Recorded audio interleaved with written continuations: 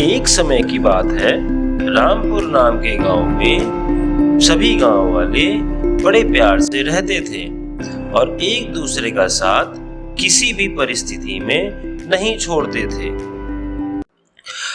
उसी गांव में लोगों के बीच एक चुड़ैल का काफी डर रहता था।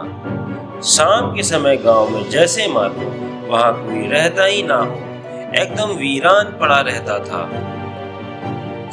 लोगों का ये कहना था कि वह चुड़ैल शाम के समय जंगल से लेकर गांव में हर जगह मंडराती है और उसके रास्ते में जो भी आए उसे बेरहमी से मार के उसका मांस खा जाती है।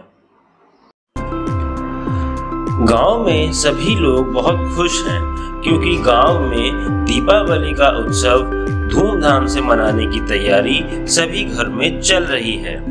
सभी लोग दीपावली की तैयारी में व्यस्त हैं। घर की साफ सफाई, घर को सजाने में और घर में सभी साज सज्जा का सामान लाने में सभी गांव वाले व्यस्त हैं। बच्चे भी दिवाली की इन दिनों खुशियां मना के इधर उधर पटाखे फोड़ते हुए नजर आते हैं और सभी गांव वाले उनका इस बात में साथ भी देते हैं। अपनी घर की सफाई करते हुए रामू और सुखिया आपस में बात करते हुए कहते हैं।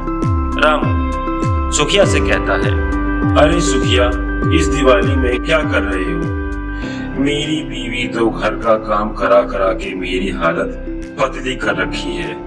तुम्हारा क्या हाल है भाई? मैं तो दिन भर काम करते करते परेशान हो गया हूँ। रामू भाई, मेरा भी तुम्हारी तरह ही हाल है।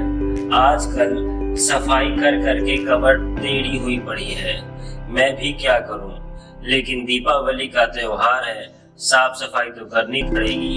लेकिन तुम्हारी भाभी इतना सारा काम ले लेके मेरी कमर तोड़ रखी है। अरे रामू भाई, तुम लोगों ने मीना की बच्ची को कहीं देखा है क्या?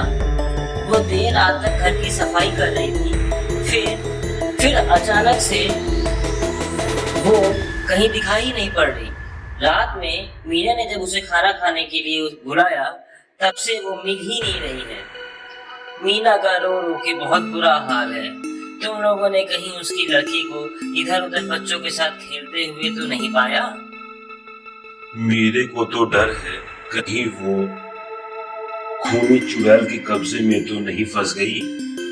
अगर ऐसा हुआ तो बहुत मुसीबत हो जाएगी। सुखिया, हम लोगों को पता लगाना पड़ेगा। अरे रामू भाई, अगर ऐसा हुआ तो बच्ची अब तक बच भी पाई होगी। उस खूनी चुड़ैल ने उसे अपना भोजन तो नहीं बना लिया होगा। सुखिया भाई, हम लोगों को एक बार चलकर उसे खोजना तो चाहिए। अगर खोजा नहीं तो बड़ी मुसीबत हो जाएगी।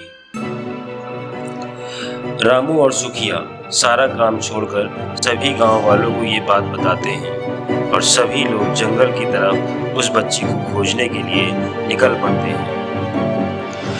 जब भी वो लोग जंगल की तरफ बढ़ रहे होते हैं और कुछ दूर आगे जाते हैं तो उन्हें बहुत भयानक सी अलग अलग तरीके की आवाजें सुनाई देती हैं, जिससे कि वो सभी गांव वाले बहुत डरा और सहमा महसूस करके आगे की ओर बढ़ रहे होते हैं। जंगल के अंदर थोड़ी दूर बढ़ने पर जब वो लोग पास जाते हैं तो उन्हें राखी के रोने की आवाज जैसी सुनाई देती है। की आवाज को सुनते हुए जब वो लोग जंगल की तरफ थोड़ी और दूर आगे बढ़ते हैं तो उन्हें राखी एक पेड़ से लटकी हुई दिखाई देती है और वो बहुत डर से और घबरा के रो रही होती है।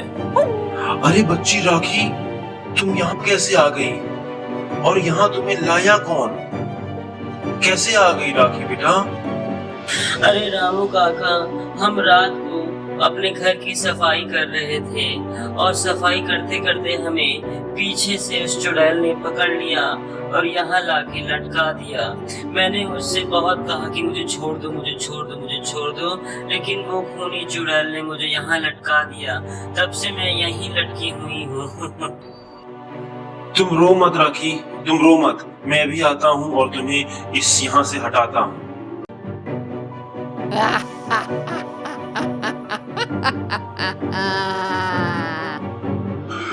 तुम लोग इस लड़की को बचाने यहाँ तक आ गए हो।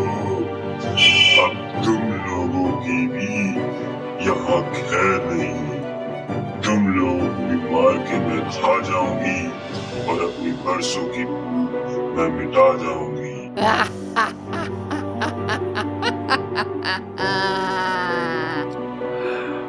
नहीं, इस बच्ची को छोड़ दे खूनी चुड़ैल। इस बच्ची ने तेरा क्या बिगाड़ा है जो छोटे छोटे बच्चों को तू पकड़ के यहाँ लाके लटका देती है और उन्हें मार देती है। छोड़ दे चुड़ैल, छोड़ दे।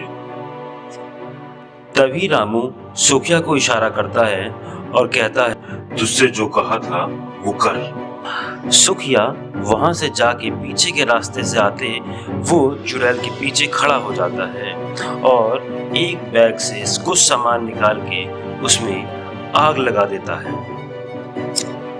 असल बात रामू और सुखिया को उस चुड़ैल की कमजोरी का अंदाजा था।